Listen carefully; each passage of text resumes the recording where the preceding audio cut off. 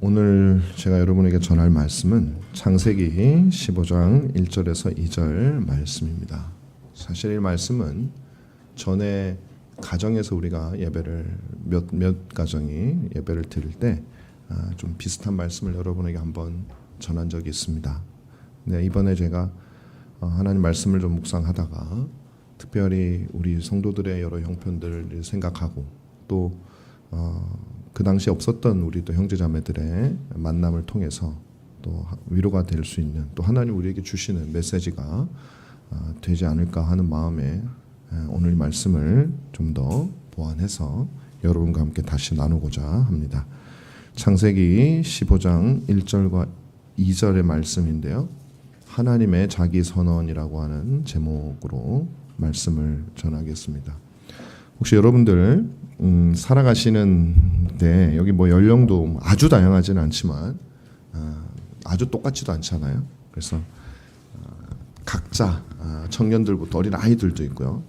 있는데 두려움을 느끼거나 근심하거나 아니면 내가 어떻게 감당할 수 없는 벽 앞에서 아주 절망하진 않았지만 자꾸 마음이 쪼그라드는 그런 경험을 했거나 하고 있거나 하고 하신지는 아는지 궁금합니다.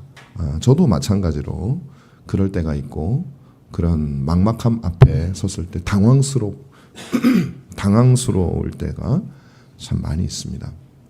그래서 오늘 이 15장의 말씀을 통해서 우리가 하나님을 한번 바라보고 또 위로를 경험하는 그리고 소망을 경험하는 그런 시간이 되면 참 좋겠습니다. 여러분 여기 결혼하신 분도 있고 안 하신 분들도 있는데 부모가 자녀를 낳는 경험은 대단한 경험이죠. 저 역시도 이제 4명의 자녀가 있지만 뭐 하나같이 다 귀중하고 소중합니다. 그러나 이제 아이들이 태어날 때마다 너무 작은 아이들이 태어나잖아요. 처음에 이제 우리 첫째가 큰 편이었어요. 작지는 않았습니다. 4kg가 넘어서 큰 편인데도 그래도 작더라고요. 그래서 너무 조그만 애가 태어났는데 아무것도 할 수 없는 아이가 우는 거 외에는 할 수 없는 아이가 태어났어요. 그때 부모로서 참 저도 뭐 능력이 별로 없는데 그때 제가 뭐였죠? 제가 전도사였나 강도사였나 모르겠습니다. 목사였나 뭐 목사 막 안수 받았는데 아직 뭐 아무 힘도 없고 뭐 안보도 없고 아무것도 없을 때였습니다. 근데 그냥 마음속에 그 연약한 자녀를 보면서 그냥 여러 가지 약속과 그런 소원이 막 생겨나더라고요. 어떤 게 뭐냐면 아기야 내가 너를 잘 키워줄게. 네가 행복한 아이가 될 수 있도록 내가 정말 돌봐줄게. 뭐 되게 힘이 있는 줄 알았는데 생각해보니까 별거 없는 사람이었지만 그래도 뭐 그런 생각이 들더라고요. 뭐 다 지킬 수 있을 것 같았어요. 아무리 센 사람이 와도 뭐 우리 자녀를 지킬 수 있을 것이다 라는 그런 마음으로 그렇게 혼자 다짐을 하곤 했습니다. 네가 어려울 때 힘이 되고 네가 두려울 때 용기가 되고 너가 슬퍼할 때는 내가 큰 위로가 되어줄게. 설령 네가 말을 잘 안 듣는다고 할지라도 나는 너를 결코 버리지 않을 거야. 나는 절대적으로 네 편이 될 거야. 네가 어떤 아이라고 할지라도 나만은 너를 지킬 거야. 뭐 이런 뭐 그런 거죠. 뭐 부모마다 조금씩은 다르겠지만 마음은 비슷하지 않을까 그런 생각을 합니다. 이건 저는 이제 부모로서의 자녀를 둔 부모 선언이라고 생각을. 부모로서의 자기 선언, 부모 선언 뭐 그렇게. 그러니까 저도 그랬고. 저희 부모님도 그랬겠죠. 보고서 그런 애틋한 마음. 정상적인 부모면 그럴 겁니다. 근데 요새는 워낙 희한한 일도 많이 벌어져서 안 그런 사람들도 있는 것 같아요. 소수겠지만 정상적인 부모라면 그렇게 합니다. 오늘 본문을 여러분들과 조금 관찰할 필요가 있습니다. 오늘 제가 읽었던 이 본문은 이후에라고 하는 말로 시작됩니다. 자, 오늘 말씀은 하나님이 이렇게 우리에게 자기 선언을 하셨다라는 사실을 여러분들이 알고 계시는가 한번 생각해 보셨는가. 여러분이 고난 당했을 때에 하나님의 자기 선언을 확신하고 계신가 하는 것을 우리가 생각해 보려고 하는 거예요. 오늘 보면은 이후에라고 하는 말로 시작을 해요. 이 원어를 그냥 우리는 이후지만 뭐 무슨 뭐 어떤 일이 하나가 있고 그 이후에 뭐 이럴 수도 있지만 원어 성경을 보면은 많은 일들, 이 모든 이 일들 여러 복수로 나오면 이 일들 이후에라고 하는 의미가 있어요. 그 일들은 뭘까요? 복수인데 여러 가지 일이 있었다는 거죠. 창세기 11장 마지막 12장 처음 부분에서 하나님이 아브라함을 부르시고 난 다음에 여러 경험, 지금까지 14장까지의 전체 경험을 말할 수도 있고요. 그 다음에 좁게 보면 15장 바로 직전에 있었던 14장에 있었던 여러 가지 일들을 이야기할 수도 있겠죠. 한번 우리가 어떤 일들이 있었는데 지금 아브라함의 상태가 어떤가 하는 것을 한번 살펴보면 좋겠습니다. 여러분, 하나님께서 우상을 섬기던 아브라함을 부르셨어요. 하나님을 알지 못했고 그냥 두면 하나님의 진노의 심판의 자녀가 될 수밖에 없는 그런 아브라함을 하나님이 나타나셔서, 그러니까 바벨의 후손이죠. 바벨탑을 지었던 이들의 후손인 아브라함을 하나님이 나타나셔서 그를 부르셨어요. 그 부르심의 내용은 지금 네가 살고 있는 이 땅을 떠나서 이제 내가 지시할 땅으로 가라라는 겁니다. 그러면 내가 너에게 그 땅을 주고 또 너에게 자손이 하늘의 별과 같이 바다의 모래같이 많게 해주고, 그리고 더 중요한 건데 네 자손이 세상 모든 나라의 복의 근원이 될 것이다, 이렇게 얘기를 했어요.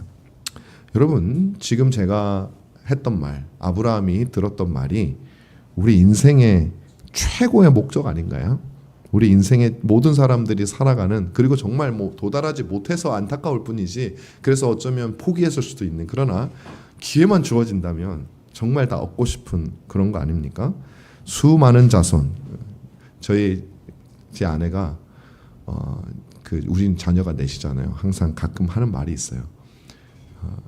우리가 재산이 훨씬 많다면 조건이 좀 있어서 아쉽긴 하지만 자녀를 한 몇 명은 더 낳고 싶다는 얘기를 해요. 이거는 전혀 과장이 없습니다. 재산 액수는 제가 못 밝히겠어요. 그건 시험에 들까봐. 근데 그렇게 얘기를 합니다. 그러니까 자녀를 많이 가지고 있는 게 너무 좋은 건데, 한국에서 또 이제 우리나라가 지금 자녀가 너무 없는데 그 중요한 이유 중에 하나가 이제 돈이 없기 때문이죠. 삶이 피폐해질 수 있기 때문에 그렇게 하는 경향이 있습니다. 그런데 여러분 보세요. 수많은 자손과 그들이 살 수 있는 환경과 재물과 재산과 그리고 온 세상에 복을 끼칠 수 있는 권세. 여러분, 온 세상에 복이 되려면은 어디 시골에 사는 분이 뭐 온 세상에 복이 어떻게 됩니까? 최소한 인플루언서는 돼야 되고, 여기서 더한 거죠. 왕이죠. 왕이야말로 그 나라 백성을 전체를 복되게 할 수 있는 가장 강력한 사람이 아니겠습니까? 그러니까 이 하나님이 아브라함에게 주신 약속은 모든 사람들이 정말 꿈꾸는 약속이에요. 그거를 약속을 하신 겁니다. 이 복을 싫어할 사람이 어디 있겠습니까? 그죠? 아브라함은 이 하나님의 약속을 믿었고 이 조건을 이행했습니다. 다시 말하면 자기가 익숙한 곳, 자기의 친척도 있고 자기의 형제 자매도 있고 또 그래서 오랫동안 살았고 지리도 다 알고 주변에 자기를 공격할 사람도 없고 그런 익숙한 곳을 떠나기로 작정을 했습니다. 고향을 떠났습니다. 그렇게 하나님 말씀을 믿고 고향을 떠나서 주님이 어디를 가리켰나 봤더니 가나안 땅을 가리켰어요. 지금 이스라엘이 살고 있는 곳, 그 가나안 땅을 가리켰어요. 그래서 아브라함은 희망을 품고 가는 거죠. 얼마나 좋겠습니까? 내가 솔직히 말해서 집을 떠나는 게 쉬운 일이 아닙니다. 내 터전을 떠나는 게 굉장한 일이에요. 특히 이 고대 사회에는 잘못 떠났다가는 바로 죽음이죠. 왜? 모르는 이민족들을 수시로 만날 테니까. 지금이야 내가 세력이 있고 오래 살았기 때문에 어느 정도 안전하다라는 체계를 구축이 돼 있겠지, 그 사회 자체가. 근데 거기서 뚝 떨어져 나와서 혼자 엉뚱한 땅으로 가는데 거기 중간에 가는 길에 죽을 수도 있고요. 그 동네에 또 뭐가 있는지도 사실 모르는 거 아닙니까? 그런데 그 위험한 길을 아브라함은 출발을 했어요. 뭘 믿고 출발했습니까? 하나님의 말씀을 믿고 출발을 한 거예요. 굉장한 믿음이 필요한 것이죠. 그래서 가나안 땅으로 도달하게 됩니다.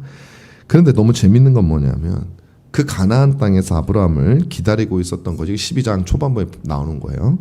생각보다 빨리 도착해요. 이게 우리가 생각할 때는 큰맘 먹고 가나안을 자기가 살던 고향을 딱 갈 때가 그러죠. 떠나면 그 과정에서 뭔가 드라마틱한 일이 좀 있다가 딱 가나안에 도착하면 스토리가 마무리되면서 땅을 다 얻고 막 이렇게 끝날 거 아마 아브라함은 그렇게 생각을 했을 겁니다. 근데 성경은 떠나더니 바로 도착을 해버리네요. 뭐 무슨 일이 있었는지 모르겠습니다. 기록을 안 했으니까. 그런데 도착을 했는데 그들을 기다리고 있던 것은 아브라함의 기대가 아니었어요. 이게 좀 그 동네 사람들이 딱 자기를 보면서 왕의 관상이다, 왕의 얼굴이다, 뭐 이러면서 막 엎드리고 절하고 막 땅은 막 비옥해서 먹을 걸 주려고 사람들이 줄 서 있고 막 그런 분위기를 그렇게 생각을 했는데 딱 도착하고 성경이 말하고 있는 것은 그곳은 기근이 바로 들었어요. 근데 기근이 보통 심하게 든 게 아니에요. 어마어마하게 들었습니다. 젖과 꿀이 흐르는 가나안 땅이 애초에 사실 아니었어요, 거기가. 그래서 아브라함은 죽으면 안 되잖아요. 그래서 가나안에 왔는데 다시 남방으로 내려가게 됩니다. 그리고 어느덧 먹을 걸 구하러 가다 보니까 가나안 땅을 벗어나게 됐어요. 이거 얼마나 고민했겠습니까? 이거 지금 가나안 땅 이 땅으로 오라 해서 왔는데 여기서 벗어나면 이건 뭐 약속을 지키는 건커녕 약속에서 멀어지게 되는 거잖아요. 이 약속이 달라도 보통 다른 게 아닌 거예요, 이게. 그런데 이제 어쩔 수 없이 살아야 되니까 먹을 것을 구하러 이제 애굽까지 내려가게 됐죠. 근데 애굽에 가면 그래도 내가 또 왕의 관상인데 애굽에 가면 또 바로가 또 혹시나 또 그런 기대하지 않았겠어요? 바로가 또 뭘 준비해놨나 싶어가지고 아마 갔을 겁니다. 그런데 애굽에 가니까 바로가 뭘 준비해놔요. 바로 느껴지는 눈이 이상한 거예요. 그러고 나서 자기 아내 사라를 딱 보니까 와, 이건 너 생각해도 너무 예뻐. 뭐 얼마나 예뻤는지 뭐 나이가 꽤 많거든요. 근데도 엄청 예쁜 거예요, 내 눈에. 그래가지고 바로의 눈빛이 이상해. 자기 아내 사라를 보는 눈빛이. 그래서 아내에게 얘기합니다. 야, 이거 남자로서 여보 굉장히 자존심 상하고 내가 당신을 지켜주겠다고 결혼을 하고 그랬겠지만 지금 조금 이제 모양이 좀 빠지지만 그래도 내 누이라고 합시다. 아내라고 하면 우리 다 죽을 것 같아. 나 죽을 것 같아. 누이라고 하십니다. 바로의 눈빛이 이상해요. 그래서 이제 바로한테 안 그래도 바로가 물어보는 거예요. 누구냐? 그래서 제 누이입니다. 사실은 누이도 맞아요. 근데 아내였죠. 그러니까 거짓말을 한 건 아니에요. 근데 이제 아내라는 것을 속인 거죠. 어쨌든 거짓말이죠, 실제적으로는. 그래서 이제 살게 됐는데, 그러니까 여러분 그 남자의 마음을 한번 생각해 보시고, 뭐 남자의 마음이랑 좋은데 남편의 마음을 한번 생각해 보세요. 이거 왕 되려고 우리 부인 왕비 시켜주려고 희망을 말해가지고 겨우 데리고 나왔는데, 이거 뭐 굶어 죽게 생긴 게 아니라 부인까지 뺏기게 된 거예요. 그리고 이건 나는 뭐 자존심이 너무 상하는 거예요, 이게 뭐야. 내가 높아져야 되는데 점점 낮아지고 있는 거예요. 왕이 되는 거하고 달라도 너무 다른 거예요. 하나님의 약속하고 너무 다르는 거죠. 가장 무기력하고 가장 어떻게 보면 참 안타까운 사람이 되어가고 있는 거죠. 근데 이때 하나님이 여기서 끝나면 안 되잖아요. 초자연적으로 개입을 하셨어요. 바로의 꿈에 나타나가지고 바로를 막 질책하시면서 사라를 취하지 못하게 하나님이 하신 거예요.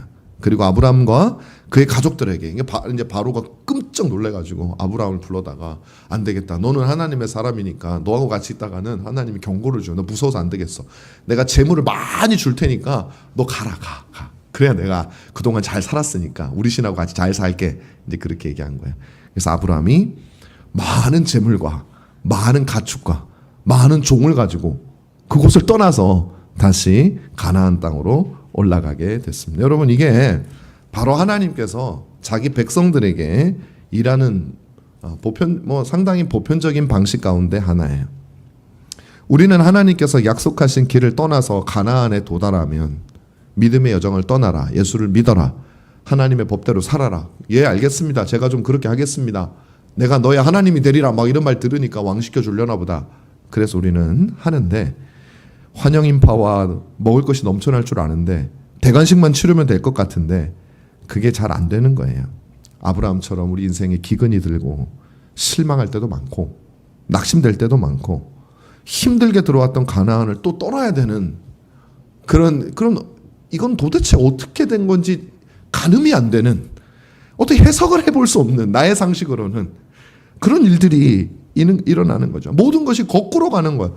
하나님의 약속과 하나님의 섭리가 일치가 되지 않는 거예요. 여러분 그거 많이 느끼시잖아요. 하나님의 약속과 하나님의 섭리가 일치가 안 돼요. 서로 부딪히는 거예요. 서로 싸우는 거예요. 그때 우리 신자들은 얼마나 깝깝합니까 이거. 뭐예요 이거.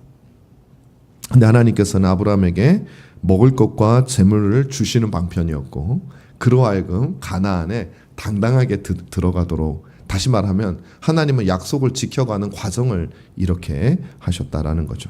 이후에 13장에서 아브라함은 자신의 롯이 같이 나왔거든요. 그래서 이제 애굽에서 같이 이제 그 일을 겪고 재물을 많이 줘가지고 롯하고 같이 이제 가나안으로 올라가던 길이었는데, 아브라함이 양심적이어가지고 그 재물 자기가 다 가져도 되잖아요. 근데 롯에게 상당 부분을 조카를 살으라고 줬어요. 그런데 올라오다 보니까 계속 이렇게 이동하다 보니까 롯에게도 하인과 가축이 많고 아브라함에게도 많으니까 자기 종들끼리 막 싸우는 거예요. 그래서 안 되겠다, 이제 헤어져야겠다 해서 우리가 잘 아는 겁니다. 그래서 아브라함이 롯에다가 높은 곳에 올라가서 네가 좌하면 내가 우하고 내가 우하면 네가 우하면 내가 좌할 테니까 네가 좋은 땅을 골라라. 아브라함이 믿음이 많이 생긴 거예요. 사실은 그 애굽 사건을 통해서. 그래서 롯이 소돔과 고모라 땅이 사람도 많이 살고 막 땅도 비옥하니까 사람이 많이 살겠죠. 저기 살면은 최첨단 문화가 있고 휴대폰도 있고 뭣도 있고 막 너무 좋을 것 같은 거예요. 그래서 거기를 선택을 하게 됩니다. 인간의 문명을 선택하게 되는 거죠. 그때 아브라함은 어떤 아쉬움 없이 그 반대의 땅을 선택하게 됩니다. 자, 여기까지는 오히려 롯이 성공하는 것 같았어요. 아브라함은 오히려 사람들이 없는 땅, 비옥하지 않은 땅을 선택하게 된 거죠. 하나님만 믿고 가는 거예요. 하나님만 믿고. 그 땅은 정말 비옥하지 않았어요. 소돔과 고모라에 비하면 그렇게 좋은 땅이 아니었어요. 뭔가 기적이 일어날 줄 알았더니 또 그것도 아니에요. 그런데 들려오는 소식이 있었습니다. 그 소식이 뭐냐면 소돔과 고모라의 그 주변에 있던 왕들이 소돔과 고모라 성을 침공해서 그리고 자기 조카 롯까지 포로로 잡아갔다는 소문이 들렸습니다. 왜냐하면 그 땅이 비옥하기 때문이에요. 왜냐하면 그 땅에는 사단도 적도 먹을 게 있기 때문이에요. 그래서 우리도 마찬가지죠. 우리가 사람들이 몰리는 거, 사람들이 좋아하는 거, 그것을 우리도 보통은 선택을 하고 그곳에는 많은 경우에 많은 유혹과 사단의 역사가 일어나기가 너무 쉬운 거예요. 우리는 하나님의 인도하심에 귀를 기울이기보다는 이 세상의 원리를, 나도 이건 뭐 거의 본능이 되어버려가지고 어릴 적부터 길들여서 살아와서 우리가 그 길을 나도 모르게 좋다라고 우리의 의지와 우리의 감정과 우리의 지식이 판단을 해버리는 거예요. 그래서 세상의 것을 고모라로 소돔으로 갈 때가 참 많습니다. 그러나 아브라함은 그렇게 하지 않았죠. 그래서 아브라함은 어떻게 했냐면 하나님께서 은혜를 주셔가지고 자기 조카 롯이 끌려갔으니까 구해야죠. 구해야죠. 이게 그리스도의 모습과 비슷합니다. 아브라함은 자기의 훈련된 군사들을 300여 명의 군사들을 데리고 쳐들어갑니다. 이 소돔과 고모라는 대도시가 막지 못했던 그 대적들을 향해서, 그 주변의 왕들을 향해서 아브라함이 자기 군사들을 데리고 쳐들어가요. 가서 하나님의, 마치 그리스도께서 사단의 손에서 우리를 구원하시듯이 아브라함은 그들에게 가서 자기 조카 롯과 그리고 그들이 약탈해 갔던 많은 재물들을 가지고 돌아오게 됩니다. 그랬더니 소돔 왕과 고모라 왕이 그 모습을 보고 너무나 고맙고 너무나 놀라워서 막 아브라함을 맞이하러 나와요. 나와가지고 그때 이제 멜기세덱도 같이 나오잖아요. 근데 멜기세덱은 하나님의 영원한 대제사장이라고 아브라함이 느꼈기 때문에 아브라함이 자기의 11조를 바치게 되고, 근데 고모라 이 많은 사람들 아브라함에게 네가 우리 거지만 네가 받아왔으니까 재물의 많은 부분을 가져가라 이렇게 얘기하는데 아브라함은 그걸 거절해요. 나는 당신들에게 은혜를 입었다라는 얘기를 듣고 싶지 않습니다. 나는 하나님의 사람이기 때문에 그렇습니다. 그렇게 얘기를 하는 거죠. 자, 이 아브라함이 어마어마한 승리를 두세 번에 걸쳐서 믿음의 승리를 거뒀지 않습니까? 자, 오늘 본문은 바로 그런 내용이죠. 우리도 마찬가지입니다. 우리의 기대와는 다르게 흘러가지만 하나님은 우리에게 주신 약속을 반드시 이루십니다. 하나님께서 여러분을 은혜 언약 안으로 부르실 때에 하신 약속을 여러분들이 기억하셔야 됩니다. 저는 기억할 게 없는데요. 은혜 언약 그게 뭔가요? 여러분 뭐 용어가 좀 낯설 수도 있겠지만 여러분들이 하나님의 백성이라면 여러분은 하나님이 그리스도를 통해서 여러분들에게 주신 약속을 믿고 우리가 하나님의 백성이 되는 거지, 그냥 밑도 끝도 없이 예수를 믿을 수 있는 건 아니에요. 그래서 여러분들 하나님의 백성이라면 여러분들은 하나님의 약속을 알고 있는 겁니다. 그 약속을 기억하시란 말이에요. 하나님이 내가 너와 함께 하겠다. 내가 너에게 영생을 주겠다. 내가 너를 내 아들로 내 자녀로 삼아 주겠다. 내가 너와 영원히 함께 하겠다. 라고 말씀하신, 그리고 내가 너의 하나님이 되고 너는 나의 백성이 되리라 라고 하신 그 약속을 여러분들이 기억을 하셔야 됩니다. 자, 그렇습니다. 주님이 우리에게 주신 약속은 영원한 행복이에요. 영원한 생명입니다. 하나님이 여러분의 왕이 되어 주시는 거예요. 하지만 지금 어쩌면 여러분들은 그건 약속이고 반대로 가고 있을 수 있죠. 기근과 대적들로 여러분을 휩싸여 있을 수 있습니다. 인간으로서 어쩌면 상당히 비참한 순간에 직면하고 있을지도 모릅니다.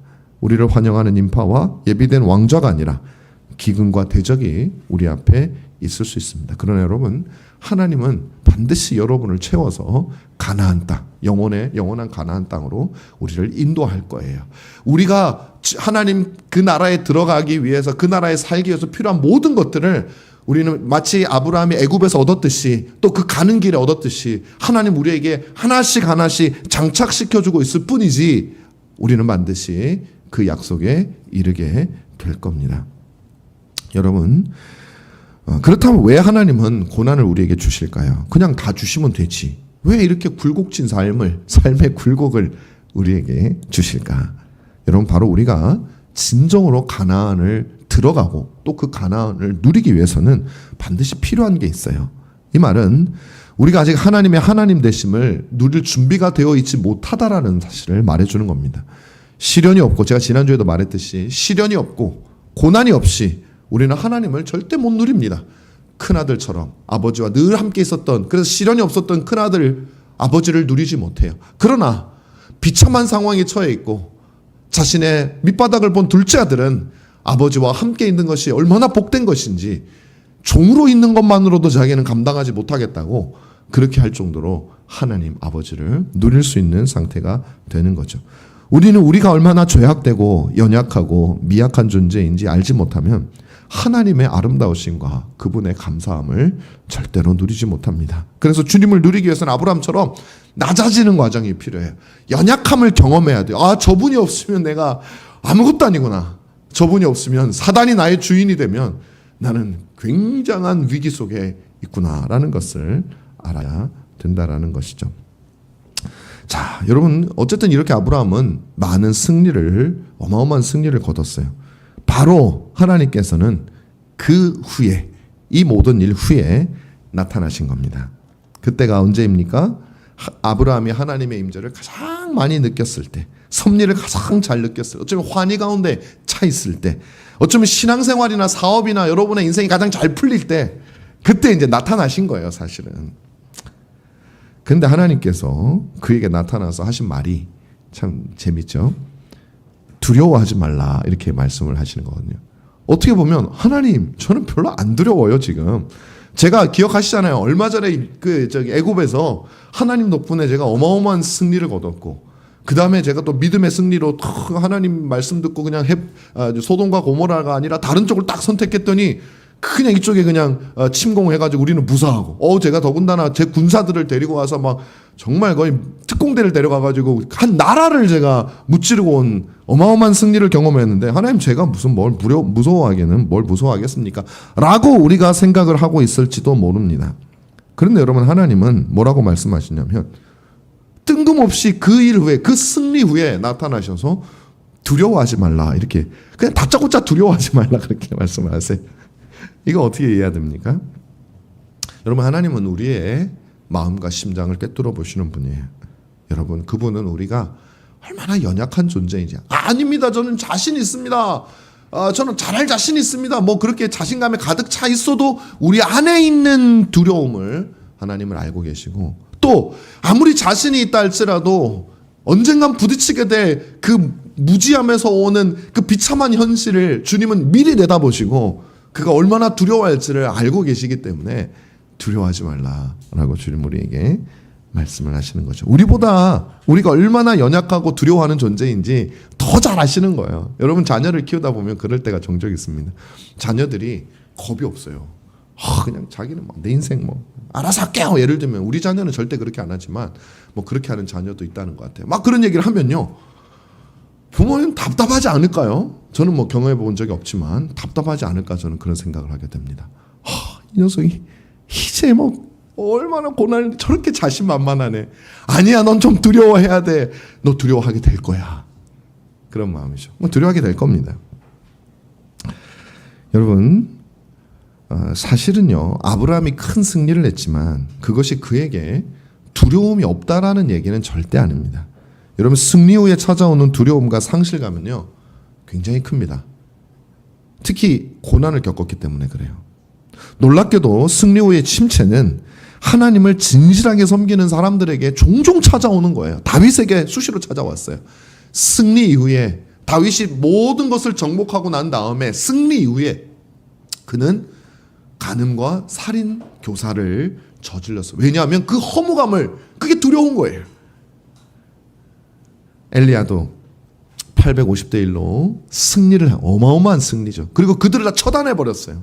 850대 1로 이겼는데, 우리 잘 알다시피. 그리고 바로 이어서 그 다음날 엘리야는 로뎀나무 아래에서 자기를 죽여달라고 그렇게 얘기를 하는, 아주 뭐라 그럴까요, 곤고한 사람이 되어 있었어요. 주님, 내가 너무 무섭습니다. 차라리 나 죽어버렸으면 좋겠습니다. 승리를 했는데 또 싸울 생각하니까 무서운 거죠. 무서운 거예요. 왜냐하면 그 모든 승리가 자신의 능력이 아님을 너무나 더 잘 알기 때문에 그래요. 신자들은 또 비슷한 위기 앞에서는 여전히 자신은 할 수 있는 것이 없다는 걸 너무나 잘 알기 때문에 그래요. 하나님의 개입만을 기다려야 하는데, 정말 하나님이 지난번처럼 개입하실까? 안 하시면 어떡하지? 믿었다가 어떻게 보면 뭐 우리 입장에서는 배신당한 적이 한두 번이 아닌데 고난이 주어지니까 또 여러분 두렵지 않으십니까? 여러분, 하나님 믿으라 그러면 그 실패의 경험들이 두렵지 않아요? 하나님 믿으면 다 잘 될 줄 알았더니 안 되던데요. 그 두려움이 우리에게 있는 겁니다. 만약에 개입하지 않는다면 우리는 어떻게 될까? 여러분, 우리는 여전히 하나님을 의지하고 하나님을 신뢰하는 것보다 나에게 힘이 더 있기를 원해요. 그럼 내가 언제든지 꺼내 쓸 수 있으니까. 근데 여전히 하나님을 의존하는 나는 하나님의 어떠하심에 나의 운명이 바뀌는 것이 불안한 거예요. 두려운 거예요. 제대로 의지하지 않기 때문에 하나님을 누리지 못하는 거죠. 여러분, 이처럼 아브라함이나 우리나 때로는 신앙의 엄청난 승리를 거둘지라도 그 후에 두려움이 느껴지는 것은 우리 자신이 본래 연약한 존재라는 걸 우리가 너무나 잘 알기 때문에, 그런 우리가 우리를 믿지 못하기 때문이에요. 하나님은 이걸 너무나 잘 아세요. 우리를 만드신 분이시고 타락한 우리를 이미 다 알고 계시는 그런 하나님이세요. 우리보다 우리를 더 잘 아세요. 아무리 강한 인간도 두려움이 없는 인간은 없습니다. 여러분, 우리가 세상의 굴곡을 많이 겪으면 겪을수록 더 두려움이 큽니다. 두렵지 않은 척 할 뿐이에요. 두려움이 없어 보이는 것은 때로는 뭘 모르기 때문이지, 뭘 아는 순간 우리는 두려움을 느끼게 됩니다. 뭘 알아요? 내가 할 수 있는 게 없다는 거, 내가 모르는 게 너무 많다는 거 알면 알수록, 그러면 우리는 더 용감한 척 하면서 다른 사람의 것들이나 이 세상의 것들에 집착하기 시작합니다. 그럼 인생은 두려움과의 싸움이에요. 끊임없는 두려움과의 싸움이에요. 온갖 수단을 써서 자신의 두려움을 가리려고 하지만 언젠가는 우리의 연약함이, 그 모든 우리를 감쌌던 그 방패막이들이 다 풀어지고 완전히 모든 공격에 단 하나도 방어할 수 없는 상태로 드러나게 될 거예요. 근데 그걸 가리고 싶은 거죠. 아이가 무서울 때 다른 생각을 해서라도 그것을 그 두려움을 없애려고 하는 것과 똑같아요. 우리는 살면서 여러 가지 것들에 집착하는 이유가 돈이나 재물이나 학벌이나 학력이나 정치 권력이나 유명세나 이 모든 것들에 집착하는 이유가 뭐냐면, 그걸 통해서 나의 두려움을 없애고 싶은 거예요. 가리고 싶은 거예요. 나의 두려움을 조금이라도 상쇄시키고 싶은 거예요. 그게 없으면 죽을 것 같은 거죠. 정치인들을 보면 그런 생각 참 많이 합니다. 가장 용감한 사람들 같은데 가장 겁이 많은 사람들이에요. 그게 없으면 죽을 것 같거든요. 뭐 진시 황제 같은 사람 보세요. 가장 용감한 사람이죠. 뭐 온 나라를 막 춘추전국시를 통일하고 막 그냥 막 통합 정치를 하잖아요. 얼마나 무섭고 강력한 사람이에요. 근데 그 사람이 뭘 그렇게 무서워했어요? 죽음을 그렇게 무서워하는 거예요. 그 두려움을 가리기 위해서 정복하는 거예요. 언제 죽을지 모르니까 정복하는 거예요. 두려움. 내가 해버리는 거예요. 우리는 그렇게 살아가고 있습니다. 모든 사람들 속에는 두려움이 있습니다. 왜냐하면 인간은 원래 그런 존재예요. 아닌 척할 뿐입니다. 잘 보세요, 여러분. 우리는 두렵습니다. 뭐가 나타날까 봐 두려워요. 아니면 무식해서 용감해 보이는 것일 뿐입니다. 자, 그렇다면 오늘 본문에서 아브라함은 무엇을 두려워하고 있습니까? 자신의 미래를 두려워하고 있어요. 하나님이 약속을 주셨어요. 근데 그 약속이 지켜지지 않을 것 같은 거예요. 하나님이 많은 약속을 이미 지키셨어요. 보세요. 애굽을 통해서 재물도 주시고 뭐 병사들을 통해서 뭐 여러 가지 함께 하신다는 약속 다 지키셨어요. 모든 약속을 다 지켰다고요. 그 일 후에 아브라함이 두려워하고 있었어요. 그래서 하나님이 두려워하지 말라고 한 거예요. 뭘 두려워하고 있었느냐? 하나님이 어떻게 보면 안 준 게 딱 하나거든요. 물론 이제 가나안 땅을 완전히 정복하는 건 아직 안 줬지만 자손입니다. 자손. 하나님이 재물도 주시고 군사도 주시고 여러 가지 것들을 다 주셨는데 얻지 못한 99개를 가지고 있어도 얻지 못한 한 가지 때문에 두려워하는 것이 바로 인간이에요. 참 그래요. 우리 인간은 많은 걸 소유해도요, 내가 가지지 못한 한 가지 때문에 불만족하게 살아가요. 많은 사람이 나를 지지해도 나를 지지하지 않는 한 사람 때문에 인생이 불행해지는 것이, 그 불행하다고 느끼는 것이 우리 인간입니다. 그러니 우리는 그 한 가지 때문에 두려워하고 있는 거죠. 사랑하는 여러분, 방금 승리를 쟁취한 아브라함, 그 엄청난 믿음을 보였던 아브라함도 결국 인간이고 두려워하고 있었어요. 하나님이 그걸 끄집어내는 거예요. 두려움을, 실체를. 왜 끄집어내요? 공포에 질리게 해서 어디 떠나버리게 하려고? 아니에요. 그 두려움의 실체를 보아야 하나님과 온전한 관계로 들어갈 수가 있기 때문에 그걸, 나는 그렇게 강하지 않아, 나는 의지하지 않고는 살 수 없는 존재야 라는 걸 깨달아야 되는 거죠. 여러분, 하나님에 대해서 아브라함이 알아가고 있는 중이죠. 잘 모르니까 두려운 거예요. 그런데 여러분, 하나님이 아브라함을 창세기 12장부터 성장을 시키시기 시작하는데요, 그래서 하나님을 알면 우리가 어떻게 될까? 하나님이 어떤 분이신지 온전히 알면 어떻게 될까? 궁금하잖아요. 근데 하나님께서는 성경에서 그것을 보여주고 아브라함의 일대기를 끝내요.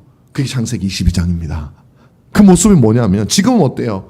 99가지가 주어져 있어도 자식이 없는 요 한 가지 때문에, 오늘 본문 보면은 주님 2절을 보세요. 아브라함이 이르되 주 여호와여 무엇을 내게 주시려 하나이까? 나는 자식이 없사오니 나의 상속자는 이 다메섹 사람 엘리에셀이니이다. 주님 뭐 재물도 주고 다 줬는데, 옛날엔 그게 그렇게 좋았는데 이제는 뭐 에이 뭐 다 필요 없어요. 자식도 없는데요, 뭘 주려고 나타나셨습니까? 불만이 가득 차 있어요. 두려워하고 있는 거예요, 사실은. 그런데 하나님을 하나님이 알게 하시거든요. 계속 이 이후로도. 그 다음에 알게 되면 어떻게 되나 봤더니 이 동일한 아브라함이 창세기 22장에서 완전히 바뀌죠. 자기의 그 하나가 없는데 하나를 주셨어요, 하나님이. 그렇게 중요한 내 아들 하나도 하나님이 요구하시면 바치는 경지까지 믿음이 올라가요. 지금은 약속을 주시고 성공을 주셔도 두려워하는 아브라함이지만, 하나님을 더 알게 된 아브라함은 태어난 이삭도 죽이는 것을 두려워하지 않는 아브라함, 완전히 바뀌어버린 거죠. 이 얼마나 엄청난 변화입니까?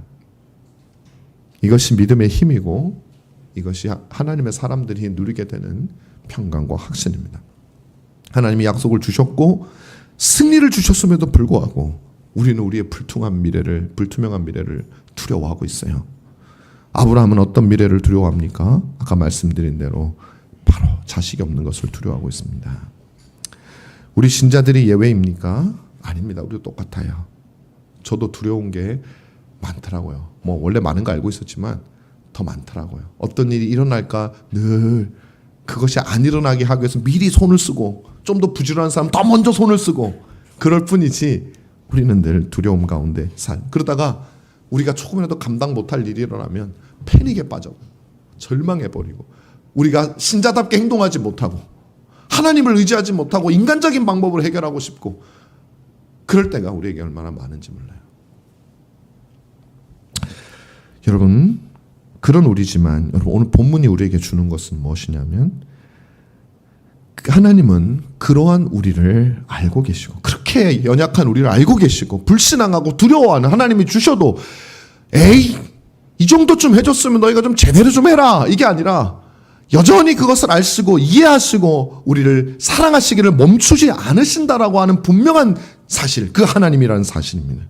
우리의 불신앙과 두려워하는 모습을 보시고 분을 품으시고 멸망시키시는 분이 아니라 그것을 이해하시고, 그래서 하나님은 자기 백성에게 끊임없이 다가와 격려해 주시고 위로해 주시고 그러신다는 거죠. 그렇다고 주님은 서두르시지도 않아요. 섣부르게 감정에 욱하셔가지고 얘네가 불안해하네, 빨리 하겠다, 그것도 아니에요. 하나님은 당신의 때에 당신의 일을 이루시기 위해서 한치의 오차도 없이 모든 것이 합력하여 당신의 자녀들의 선을 이루도록 하기 위해서 지금 오늘도 역사하고 있어요. 여러분이 기도하는 것처럼 빨리 뭐가 일어나지 않을지라도 주님은 그때에 일어나도록 여러분을 이해하시면서 서두르지도 않으시면서 그 길을 가고 계시다라는 것이죠. 그것이 바로 오늘까지 우리가 성도로 있을 수 있는 모습입니다. 바로 이스라엘 백성들에게 보여준 하나님의 모습이죠. 출애굽하던 이스라엘 백성들, 엄청난 10가지 재앙을 경험했고 모세의 기적도 경험했고 홍해의 기적도 경험했고, 그렇지만 무수한 불신앙의 모습들을 하나님 앞에, 무서워서 그래요. 여전히 하나님이 무서운 거예요. 저 가나안 땅에 다시 정탐꾼을 보냈더니 또 우리 예상과 다른 일이 일어나요. 더 무서워지는 거예요. 난리가 났어요. 다시 돌아가자, 이까지 와서 우리를 죽이려고 그러느냐, 난리가 난 거예요. 그런 그들이라 할지라도 하나님께서는 때로는 달래고 때로는 위로하시고 격려하시고 때로는 혼내고, 그래서 만나도 주시고 고기가 먹고 싶다고 하니까 메추리도 주시고 대적을 만날 때마다 승리도 주시고, 하지만 또 매도 주시고 훈계도 주시고 벌도 주셔서, 그래서 시내 산에서 우상 숭배하던 이들을 하나님께서 벌하시고 또 그중에 일부를 멸하시지 않으셨어요. 그 왜 그러냐면 그렇게 훈계해야 당신의 백성들은 또 그 범죄에 빠지지 않을 수 있기 때문에 그 일을 하신 거죠. 그래서 하나님이 그 백성을 다루시는 모습이 철없는 아이를 기르는 부모의 모습과도 같습니다. 복된 땅, 젖과 꿀이 흐르는 땅인 가나안에 들어가기 싫어하며 떼쓰는 어린 아이를 어떤 방법이라도 써서 데리고 가려는 아버지의 마음이고 어머니의 마음이 아닌가 하는 것이죠. 그 결과가 뭐예요? 이스라엘 백성들이 가나안에 들어가게 되는 거예요. 하나님은 우리에게 사자와 같은 불굴의 믿음만을 원하시고 인정하시는 분이 아닙니다. 마치 사자가 새끼를 절벽에서 떨어뜨리면서 강한 놈은 살아남고 약한 놈은 죽어도 된다고 하는 그런 자기 자식이라도 몇 명은 죽어야지, 그런 분이 아니에요. 단 하나의 자식이라도 99마리의 양이 우리에 있어도 단 한 마리의 양을 위해서 그 목자는 물을 넘고 산을 건너서 자신의 몸이 찢어지고 상처가 입을지라도 그것을 찾아가는 목자세요.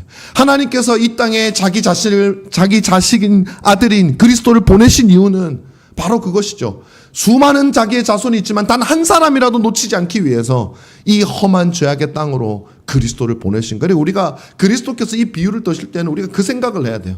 그리스도께서 목자의 비유를 들어서 양 99마리가 우리에 있지만 한 마리 양을 찾으러 목자가 산 넘고 물 건너서 온몸에 상처를 입고도 그 양을 찾아서 어깨에 메고 잃은 양을 찾았다고 기뻐하면서 오는 그 모습이 바로 하나님이 여전히 양처럼 우리가 바른 길을 가기를 거부하고 벗어나고 마음대로 고집세고 그런 우리들이라 할지라도 주님이 아들을 보내셔가지고 그 아들의 온몸에 상처를 내게 하셔가지고, 그리고 한 사람을 머리에 이마에 어깨에 얹고 그 양과 함께 돌아오며 기뻐하시는 우리의 주님의 모습을 우리는 볼 수가 있는 것이죠.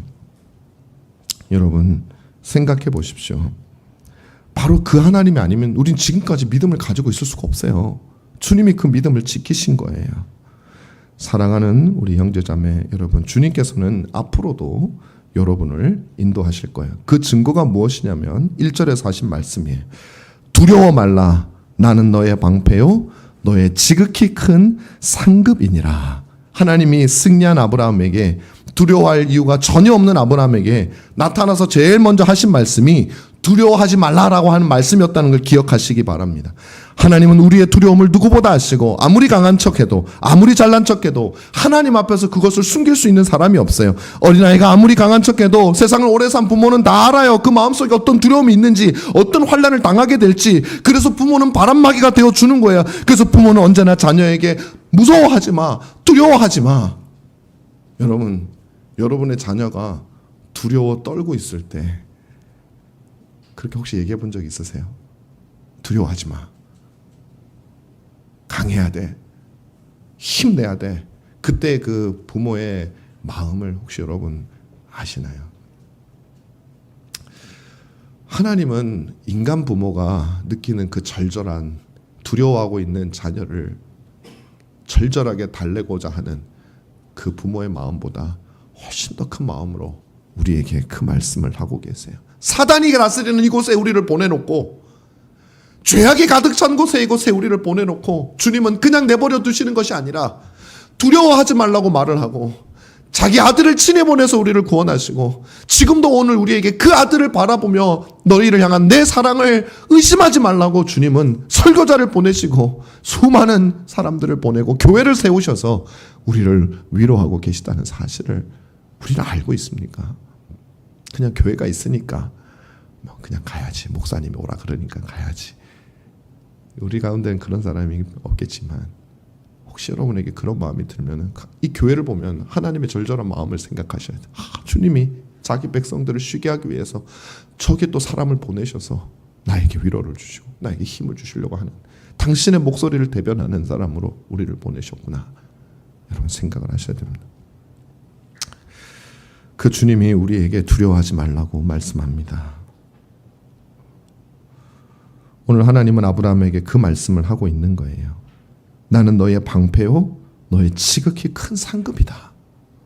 아브라함이 듣든 듣지 않든, 자기의 두려움을 알든 모르든 그건 중요하지 않아요. 아브라함이 그 말의 의미를 제대로 이해했는지도 잘 모르겠어요. 그것도 중요하지 않아요. 그에게 중요한 것은 뭐냐면 하나님의 말씀이, 하나님의 선언이 중요한 거예요. 아브라함이 알고 모르고 중요하지 않아요. 반드시 언젠간 알게 될 거예요. 근데 하나님이 선언하시는 거예요. 나는 너의 방패요 너의 상급이다. 이거 선언 끝이에요. 하나님이 선언해 버리셨어요. 아브라함이 무슨 걱정을 하더니 뭐라고요? 왜 갑자기 상급이 나오세요? 저 지금 분위기 좋은데요? 왜 갑자기? 아니 중요하지 않아요. 하나님은 내가 선언했으니 끝난 거예요. 이미 하나님은 아브라함의 하나님이 되신 거예요. 하나님은 그의 하나님이 되었고 그는 하나님의 백성이 되었어요. 하나님이 우리를 언약의 백성으로 그렇게 일방적으로 만들어버린 거예요. 우리가 하나님 좋아서 찾아온 게 아니라 하나님께서 우리에게 찾아오셔서 나 너 너무 사랑해서 창세전에 그리스도 안에서 너를 생각했고, 그리고 지금 내가 너의 백성을 만들어서 두려워하지 마라. 네가 어떤 일을 당할지라도 내가 너의 방패가 되고 내가 너의 상급이 될 것이다 라고 우리를 처음 은혜 언약으로 부르실 때 하나님이 선언해 버리셨어요. 이제 우리는 차차 깨닫게 되는 거예요. 그 의미를. 이것은 하나님께서 자신의 백성들에게 하시는 위대한 자기 선언입니다. 아버지, 어머니만 하실 수 있는, 두려워 떠는 자녀를 보면서 말하는 그 하나님의 자기 선언이 오늘 우리가 두려워 떨고 있는 우리들을 보며 하나님께서 말씀하시는 겁니다. 그리스도의 십자가는 바로 이 하나님의 약속을 보여줍니다. 인생을 살며 두려워하는 이들을 위해서, 오늘도 두려워 떨고 있는 이들을 위해서 주님은 다시금 십자가를 우리에게 보내어 주십니다. 내가 너희를 이렇게 사랑하고 내가 너희의 두려워하는 마음을 이렇게 잘 알고, 그래서 내가 직접 갔다. 내가 직접 육신을 입고 너희에게로 찾아오지 않았니? 내가 너희와 함께 있지 않니? 내가 성령을 보내어 너희 안에 있도록 하지 않았니? 내가 너희와 함께 있다라고 말씀을 하십니다. 그것이 바로 은혜의 언약입니다. 그리고 그 은혜 언약을 우리에게 보여주는 것이 세례와 성찬이고, 복음을 통해서 그 언약은 매주마다 확증이 되어집니다. 왜 우리가 세례와 성찬을 합니까? 바로 우리의 기억 속에서 하나님의 이 선언을 기억하기 위함입니다. 두려워 말라. 나는 너의 방패요 너의 지극히 큰 상급이다. 우리가 아직은 세례와 성찬을 못하지만 언젠가 우리가 세례하고 성찬하게 될 때 여러분은 하나님의 이 선언을 생각을 해야 돼. 이걸 눈으로 보여주시는 거예요. 내가 어떻게 반응하든 내가 어떻게 요구하든, 지금은 내가 말 안 들을 수도 있어요. 그건 별로 중요하지 않아요. 알게 될 거예요. 여러분들은 하나님이 어떻게 여러분을 상급이 되고 여러분의 방패가 되는지 알게 될 거예요. 여러분 이 말씀으로, 이 약속으로 위로를 삼으시기 바랍니다. 신자란 누굽니까? 바로 하나님의 자기 선언의 대상입니다. 하나님은 어미가 아이를 낳고 그 아이를 가슴에 올려놓았을 때 여러분 가운데 엄마들 있죠? 그리고 여러분 가운데 그 모습을 지켜보았던 아빠들이죠.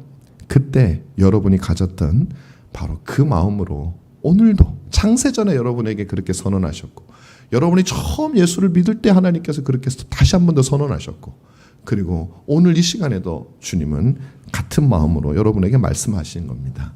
두려워하지 마라. 나는 너의 방패요 큰 상급이니라. 사랑하는 여러분, 여러분이 어떤 두려움이 있든지, 어떤 넘지 못할 벽이 혹시 있어서 근심이 되든지, 감당 못할 씨름 때문에 힘들든지 있을 거예요. 설령 없는 분이라 할지라도 두려운 마음이 우리에게는 있습니다. 그때 우리 주님은 동일하게 말씀을 하셔요. 두려워하지 말라. 나는 너의 방패요 큰 상급이니라.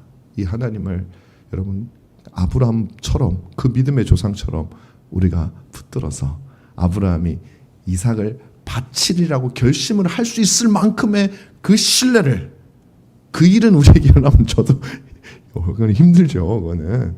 그러나 그만큼 하나님을 신뢰하는 마음이 어떤 것인지를 여러분들이 아셔야 돼요. 아브라함은 어떤 마음으로 했는지 아시죠? 내가 이삭을 죽여도, 제물로 바쳐도 하나님이 이 이삭을 통해서 자손들을 주리라 약속하셨으니 이삭을 살릴 것이다라고 그리스도를 바라본 거예요. 거기서 부활을 바라본, 부활을. 아브라함은 그 믿음이 얼마나 놀랍습니까? 그 사람에게 뭐가 두려움이 있겠습니까? 그 믿음을 가진 사람에게. 그죠? 저와 여러분이 그런 신자의 걸음을 걸어가서 하나님의 사랑을 의심하지 않고 여러분과 동행하시는 성령님을 의식하면서 살아가는 저와 여러분 되기를 주님의 이름으로 축원합니다. 기도하겠습니다.